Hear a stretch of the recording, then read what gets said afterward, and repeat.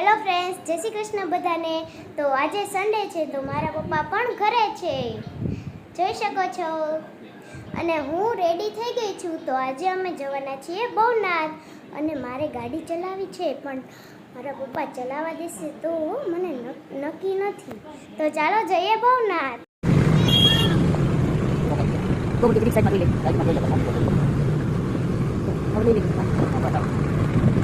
આવી ગયું।